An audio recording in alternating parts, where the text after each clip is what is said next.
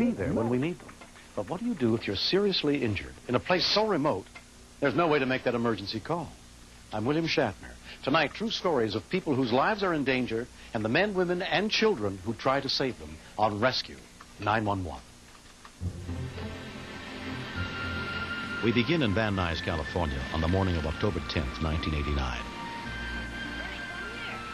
Look at the mess you've made. It started out to be pretty much of a normal day. I started to get ready to leave the house and do some errands. Jameson usually comes with me, but this day he decided to stay with his mother. Sweetheart, I gotta go. Michael Rodgers left his wife, Peggy, alone with their baby, Michelle, and 3-year-old Jameson. The mother, Peggy, apparently she's had a sore throat, and she's been spraying it with a cough spray, and it was numbing her throat, and then she had this cough drop in there. My mom had a lozenge in her mouth, and she was playing with my sister. She bent down to tickle her with her mouth on her ribs, because she loves that. When she went to stand up, I'm guessing between her throat being swollen and irritated and being numbed, she swallowed this thing and it lodged in her throat. Mom, are you okay? And I went to grab the spray. I handed it to her, and she threw it back at me. I went in the bathroom and called 911. Dispatcher Bob Sanchez took the call. LA City Fire, 911 emergency. My mom's downstairs. I can't breathe. Who's on the floor? My mom. The child's voice came back and said, my mother's on the floor. She's not breathing. When I took the call, I was more or less leaning to it being a prank call. Where is your mom now? She's downstairs. I can't breathe. Is she there with you? Yeah, she's with me. Can she talk? Is she awake? Yep, she's watching a movie with me. She's watching a movie with you? Okay, can I talk to her? He's telling me stuff that the mother should be okay if she's getting up, watching TV with him. If she's watching TV with you, she ought to be breathing, isn't she? But she turned the TV off. Okay, if she just did that, let me talk to her. Then put her on the phone for me. She can't breathe. She can't talk. It was his persistence that made me stay on and kept fishing for more answers. We have the baby, and she's talking to the baby. You're choking? Is that you, ma'am? Was that your mom there? The turning point was when I heard the mother's voice. Firefighters and paramedics were immediately dispatched. A choking is when you have something in your airway and your airway is blocked. Within 4 to 6 minutes, if you're not breathing, you could die.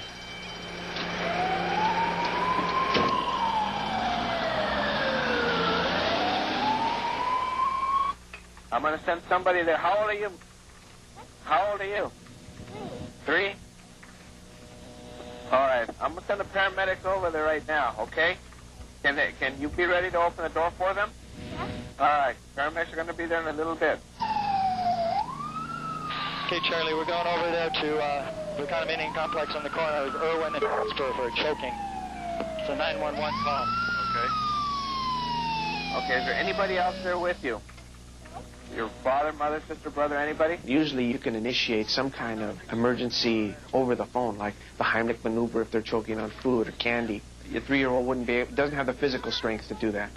So there is a sense of helplessness. Can your mom still come to the phone again? Okay.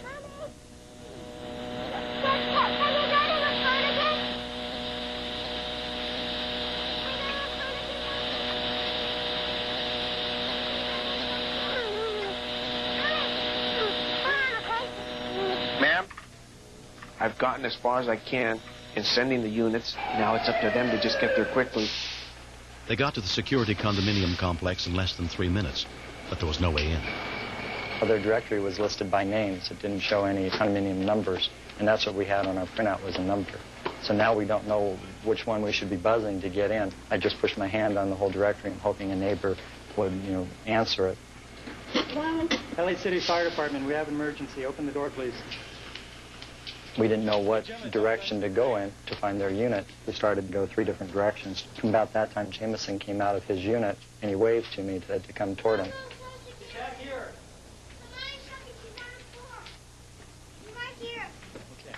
She was on the floor, she was curled up, and she was gagging and coughing with her face beat red. I think she would have passed out in another minute. And after passing out, I think that might have been the end of it right there. I think you're only talking about a couple of minutes after that before we would have had a completely different scenario. I didn't know what it was that was caught in her throat at the time. I figured that she can maybe grab it or she can feel it because her hand was in her throat. And so what I did is I grabbed a pen light and I shined it in her mouth and down her throat to see if I could see anything. I could not see anything, and I stuck my hand in just a little bit further, and at that time, apparently, I dislodged it from her throat and it went into her stomach. He said, I got it, and pushed it down. Oh, the biggest breath of air was the biggest, brightest sunshine I've ever felt. It just felt great just to get breathe, and I was fine as soon as I got air. It was in talking to her, she wanted to know how we got there, who had notified, how did we know that she was choking. And it took a little bit of talking back and forth, and we realized then that Jameson, the 3-year-old, had called 911. I said to him, honey, did you call 911 for Mommy? And he said, yeah. And it just dawned on me what he did. My son saved my life. I was just elated. And I gave him a big hug and a kiss and told him thank you. Though he was only 3, Jameson knew how to call for help because his parents had trained him. We originally taught him when I was pregnant. And the only script I gave him to say on the telephone was, my mom's in labor, she's on the floor, please bring help. They'd thought far enough ahead to have a phone accessible to Jameson to use. I mean, you teach a kid 911 while you're holding him up on the wall phone. Well, now they need to use a phone, they can't get to it. Kids are never too young. Sometimes we treat kids like they're only half people or something. Well, kids are smart, and they learn by example. I think every boy and girl kid should call 911 because it's very important. The L.A. Fire Department officially recognized the importance of Jameson's contribution to saving his mother's life.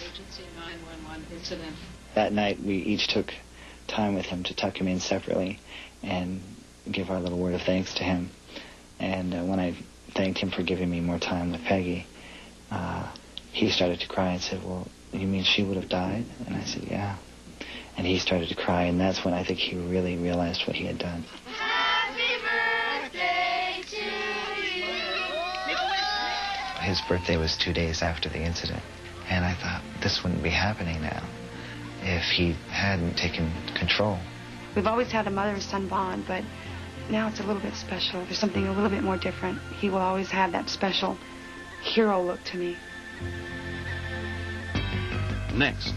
Hunting in this area is very popular.